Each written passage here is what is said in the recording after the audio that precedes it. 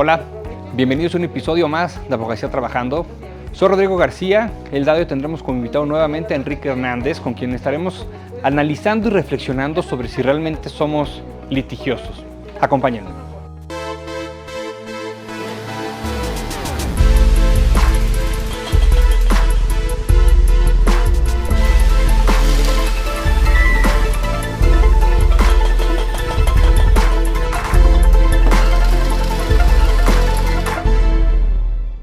Bienvenido nuevamente a este tu espacio Abogacía Trabajando.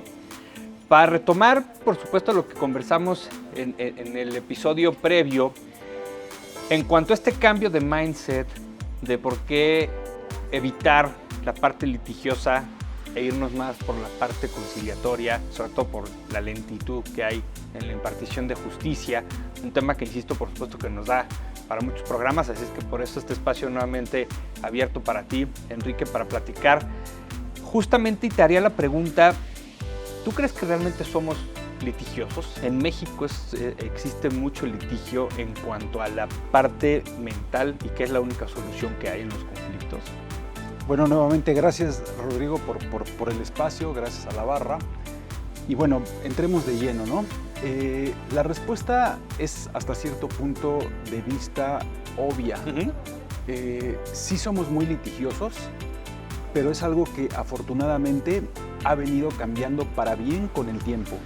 Pero, a ver, sí hay un ADN litigioso en los mexicanos, por lo menos quiero decir que es mi punto de vista, porque imagínate que hablo un poco más de mi generación, tú eres más joven, o sea, fuimos entrenados, los abogados, a que la única manera de poder resolver disputas legales era en tribunales, en un pleito, y que un juez, un tercero, o sea, una autoridad, terminara imponiendo un resultado.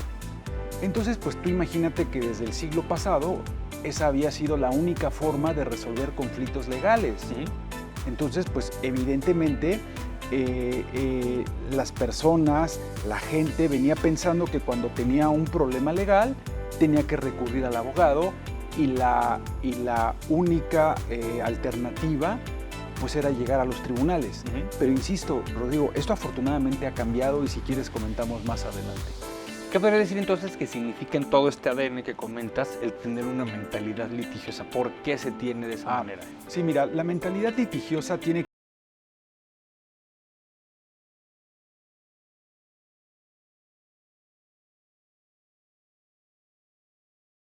primordialmente de conflictos legales. Es tener que llegar ante una autoridad, ante un juez, que es el que va a decidir imponiendo un resultado. Es decir, no te pasa por la cabeza otra forma de resolver la controversia más que la típica, como lo viste con tus padres, con tus abuelos o con tus bisabuelos.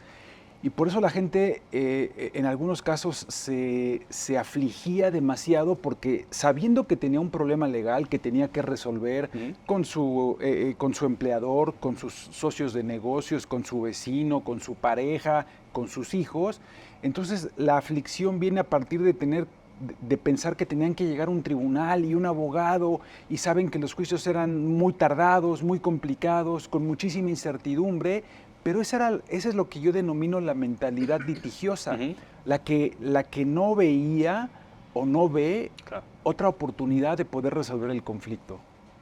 ¿Y tú podrías decir que hay ciertos factores que ocasionan o que generan más litigios? O sea, ¿hay algo que nos lleve justamente a los litigios en cuanto a distintos temas? ¿Está segmentado, por ejemplo? O sea, me refiero a nivel nacional, ¿aplica igual, solo es en Ciudad de México, en determinados estados, o si es general? No, la litigiosidad, Rodrigo, es generalizada.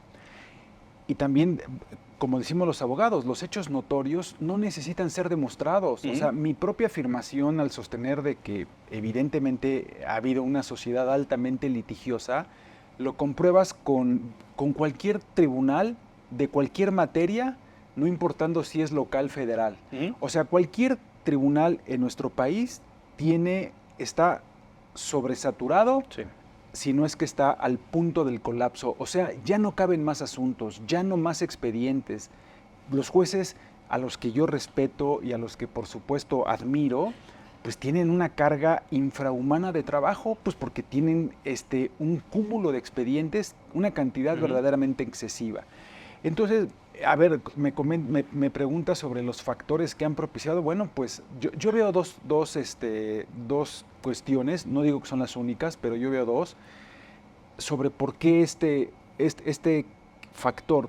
La primera, lo que comentábamos, una mentalidad litigiosa que la hemos traído heredada de nuestro pasado, abuelos, bisabuelos, porque era la única forma. Pero también hay que sumarle, y aquí hay que hacer un mea culpa, una propia autocrítica a nuestro gremio, pues en cuanto a que hasta el siglo pasado, la única forma, la única alternativa de resolver el conflicto, pues era llevarlo a los tribunales.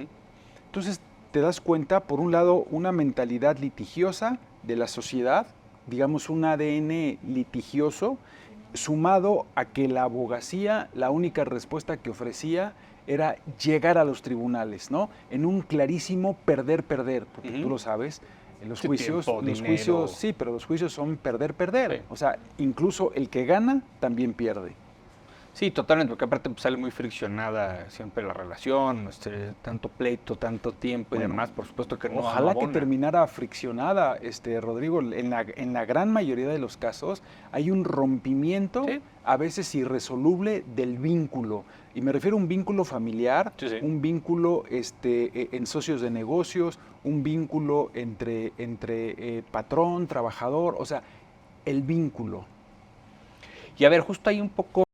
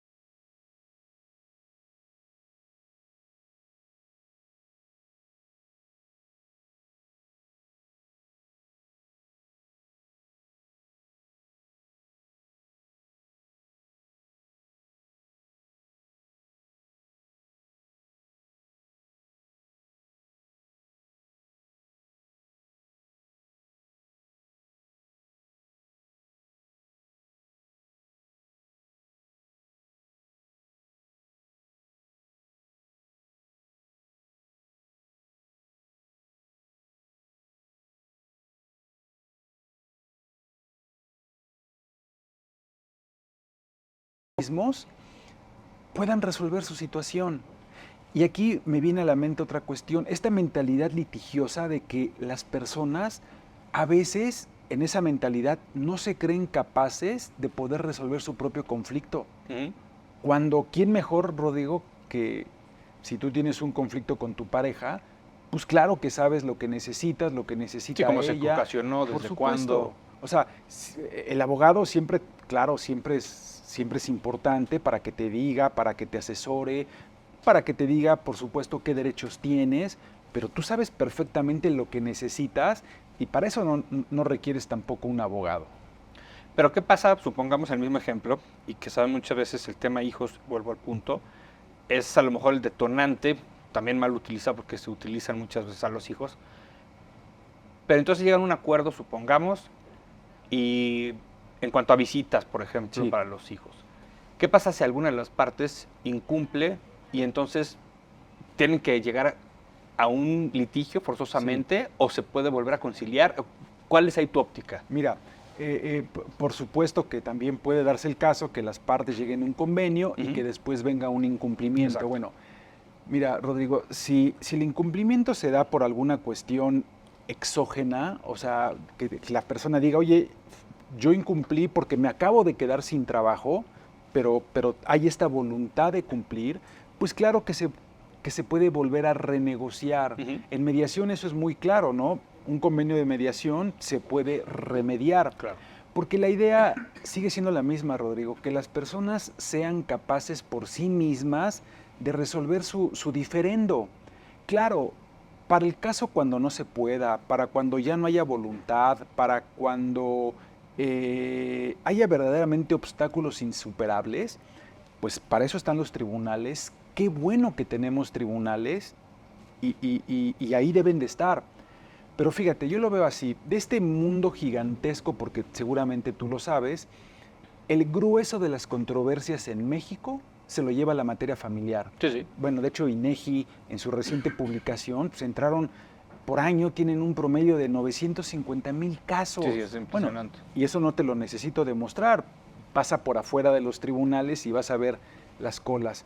Entonces, ¿tú crees que de ese cúmulo, que te vuelvo a repetir, en el 99.9 son problemas de comunicación? ¿Cuántos asuntos no crees que se pudieran arreglar con buena voluntad, con seriedad, en donde las partes se sentaran a dialogar? Yo creo que el 75%. Más de la mitad. El 75%, me atrevería a decir que el 75%. Y claro, va a quedar un 20% que ese sí el juez tiene que imponer, tiene que ejercer sus facultades de juzgador, de coercio, pues para hacer cumplir sus determinaciones.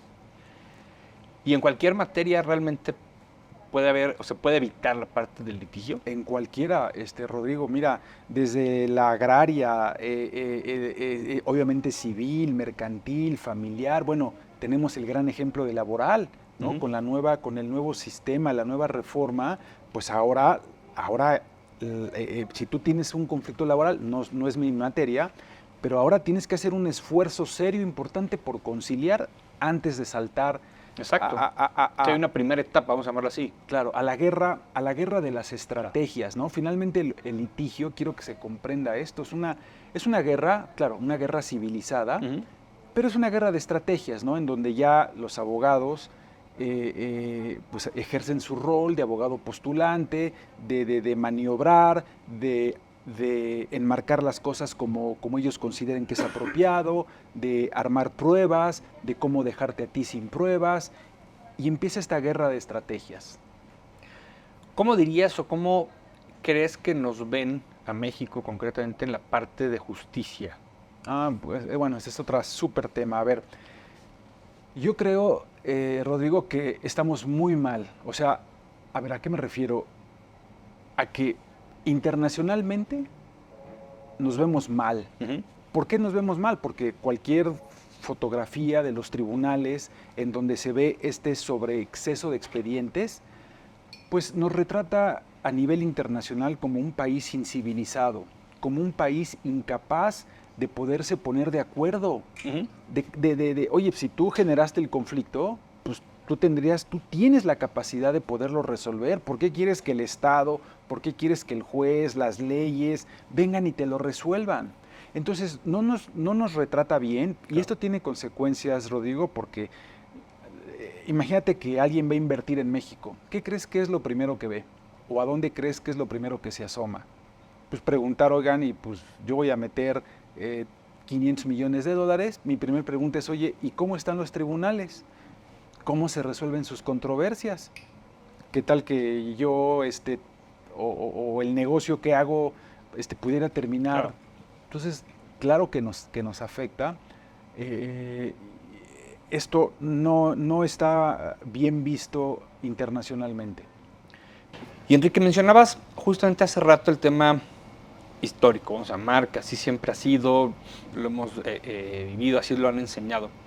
¿Desde dónde consideras entonces que tendría que estar el cambio? Porque también, por supuesto, las universidades, supongo, juegan un papel fundamental para que, claro, ya hay ciertos programas que me queda claro enseñan la parte de los métodos alternos, etcétera, pero ¿cómo es que tendríamos que hacer ese cambio para que realmente los abogados nuevos, digámoslo así, ya no vengan con ese parte litigiosa justamente y que todo es el pleito, sino que existen otras formas de llegar a un arreglo? Claro, mira, pues no todo ha sido malo. Por supuesto que hay cosas muy buenas que hay que destacar. Y entre ellas está el que ahora, donde está el principal cambio, Rodrigo, es precisamente con las nuevas generaciones, con los nuevos abogados. Digamos, ¿a qué me refiero con nuevas generaciones? Pues los abogados que se han formado a partir del año 2000. O sea, abogados que ya comprendieron y ya se les ha ido enseñando que hay diferentes mecanismos, diferentes alternativas para poder resolver un conflicto legal. Entonces, donde yo creo que tenemos un potencial verdaderamente importante de cambio es con los jóvenes, pero además no solamente me refiero a los jóvenes que se formaron como abogados.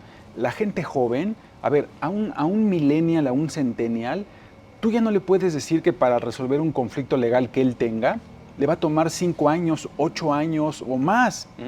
Porque para la gente joven es incomprensible decir, ¿de qué me estás hablando? O sea, para ellos las decisiones de librito, toga y martillo, o sea, las de pues, son hasta cierto punto incomprensibles. ¿Por qué? Pues porque la gente joven, como tú, pues, viven en el mundo digital, en donde las cosas se solucionan rápido, ¿no? Hay por ejemplo, los online dispute resolution. Exacto. Entonces, para mí, la fuerza del cambio viene con la gente joven, con la gente joven de cualquier profesión, disciplina, porque ellos son los que son más proclives a buscar los acuerdos negociados, a decir, oye, pues sí tenemos una diferencia, sí, esto, vamos a arreglarnos, vamos a sentarnos y vamos a arreglarnos. Muy distinto como lo hicieron sus padres o como lo hicieron sus abuelos. Y digo, no tenemos tanto tiempo, pero es una cuestión generacional, ¿no? Tu padre, tu abuelo, que son otras generaciones, vienen de una educación muy rígida, vienen de la educación de la imposición, en donde aquí se hace lo que yo digo. Y ahora no, ahora pues tú tienes hijos, yo también, pues los educamos a que si tienen algo tienen que dialogar, tienen que persuadir, tienen que tener una buena comunicación, inteligencia emocional. Para mí esa es ahí la génesis del cambio que afortunadamente se está dando. Y hoy en día, digamos, con generaciones, a lo mejor lo que tú dices no tan jóvenes, ¿encuentras resistencia, por ejemplo, a tú tratar de exponer este cambio de mindset? Sí, por supuesto, obviamente sin generalizar. Donde yo más encuentro resistencia, por ejemplo, cuando me toca invitar a personas para mediación, pues es, insisto, sin generalizar, la gente más grande, o sea, la gente de 70, 60, a ver, ¿a qué me refiero? A que hay gente que es muy rígida, que es cuasi imposible, porque él está acostumbrado a que no, o sea, a que si no es como él quiere, entonces hay que llegar a los tribunales, hay que pelear, y va a haber un abogado guerrero que va a salir a dar la madre de las batallas, ¿no? Ese es el mindset, ¿no? Insisto, y quiero ser muy claro, no lo podemos generalizar, pero es donde yo más veo que la gente le cuesta trabajo, ¿no? En cambio, a la gente más joven, la gente le dice, oye, a ver, mira, sí entiendo que está el conflicto, me queda claro que la disputa está a flor de piel, pero mira, se puede resolver, claro. Hay mecanismos, hay formas, y entonces muestran esa disposición y en la gran mayoría de los casos se resuelve. Con todo el tema de reformas judiciales, que sí, que no, que el Poder Judicial, etcétera, ¿consideras que parte, digamos, de ese colapso en la impartición de justicia definitivamente tiene que ver con la parte litigiosa en exceso que hay? Pues, a ver, es una pregunta fuerte y yo diría que sí, pero bueno, también quiero decir algo, hace un momento te dije que siendo autocríticos, haciendo un mea culpa, pues ¿quiénes han colapsado a los tribunales? Pues los abogados, o sea, porque la gente no llega solita, no llegan, no es como ir a...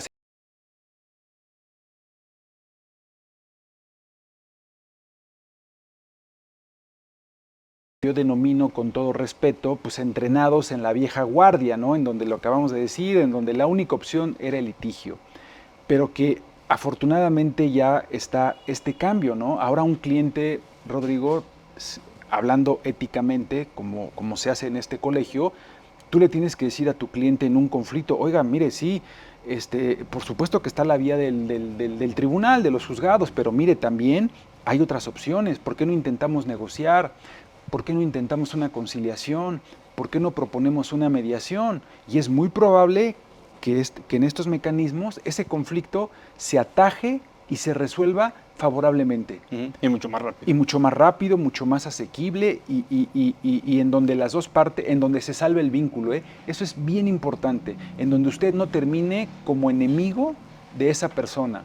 Entonces tenemos, te das cuenta, el espectro para resolver conflictos se amplió. Entonces ya no es la única opción. Es más, yo creo que quien no lo haga, pues evidentemente está poniendo a su cliente en una situación verdaderamente de riesgo, porque, a ver, otro mensaje que me gustaría dejar claro, a ver, llegar a un tribunal para resolver un conflicto no es la manera natural, porque es una forma muy traumática de llegar, ¿no? Entonces, se llega cuando, ya lo platicamos, cuando no hay opción, cuando no tienes otra alternativa, cuando ya intentaste todo, entonces ya dijimos que qué bueno que están los tribunales. ¿Qué pasa, por ejemplo, Enrique, con los abogados de oficio? Es decir, ¿están preparados, están capacitados justamente para no siempre irse al litigio, sino ver otras alternativas? ¿A qué te refieres con los de oficio? Los que, digamos, el propio Estado, si no tienes un abogado, te asigna. A ver, creo que también... Y hablando, como tú dices, igual, sí, respetuosamente y demás, es decir, en el sentido de, también ese tipo de abogados están capacitados o simplemente están, como tú bien lo acabas de mencionar, todavía bajo el esquema de la guardia anterior, vamos a llamar esa vieja guardia. A ver, ha habido un cambio también, porque tú recordarás, antes los abogados, los conciliadores, y eso todos los abogados que sabemos de esto, lo decíamos con cierta risa, ¿no? De que tú llegabas y te decía el conciliador, ¿ya se pusieron de acuerdo? Pues no, pues por eso estamos... Exacto. Okay, te daban 5 minutos. Entonces eran audiencias de conciliación que no servían para nada. Pero eso también ya está cambiando con las nuevas reglas de oralidad, la persona, el conciliador, que no es un mediador, después platicamos las diferencias, pero ya tiene mucho mejor capacitación para primero conocer el asunto y una vez que conozca bien el asunto, entonces sí hacer mejor, desempeñar mejor su rol de conciliador, conciliar los intereses, claro. Que ya no sea el típico, oigan, pues ya se pusieron de acuerdo. Eso es del pasado. Ahora yo creo que con las nuevas reglas de juzgamiento de la oralidad, sí se promueve más la posibilidad de que llegues a un arreglo. O sea, dicho en palabras más sencillas, Rodrigo, que también la gente piensa a veces que llegar a un juicio es llegar hasta las últimas consecuencias. Sí, agotando todo. Sí, ¿no? Por eso son interminables. No, pues, bueno, ok, se presentó una demanda, bueno, pues atájalo. Resuélvelo, porque de lo contrario te expones a que el tercero, que es el juez, pues lo resuelva conforme el expediente, conforme su leal saber y entender. Y entonces acuérdate que esas decisiones terminan imponiendo un resultado.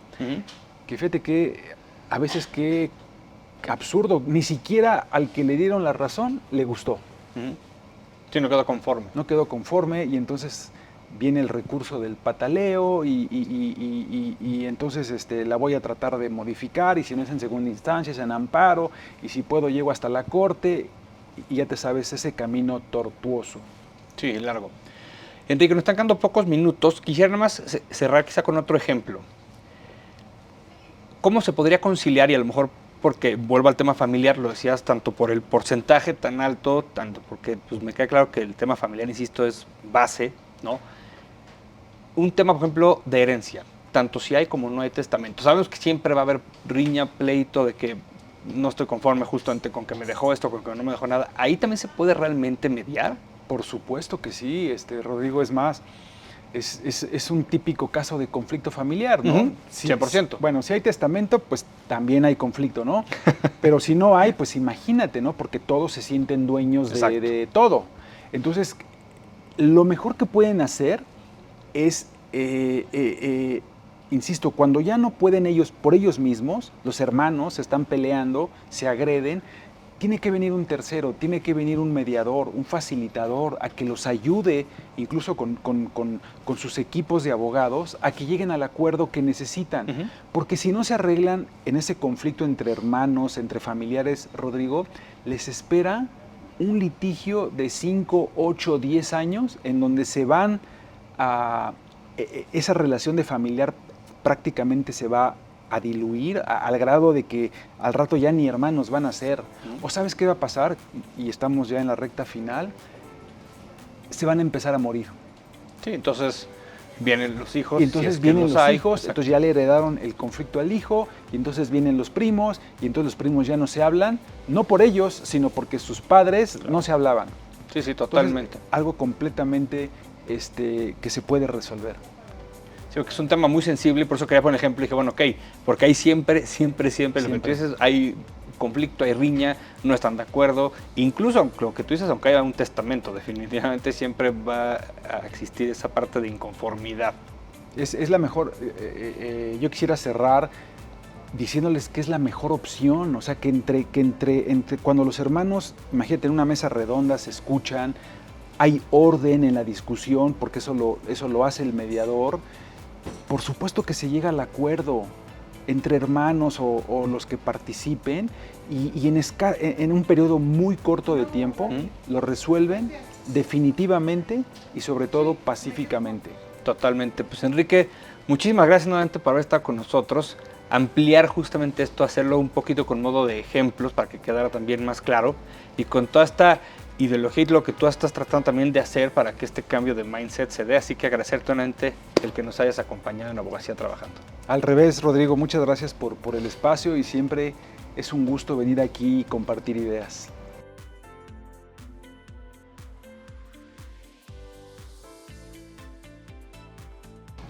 Muchas gracias por habernos acompañado a otro episodio más de Abogacía Trabajando. Un tema que habíamos revisado con Enrique, se amplió por supuesto las dudas, casos prácticos para entender, una, ¿realmente somos un país litigioso? Y dos, si cualquier conflicto puede llevarse a cabo por una conciliación, una mediación, sin necesidad de llegar al pleito. Los espero en el siguiente episodio de Abogacía Trabajando.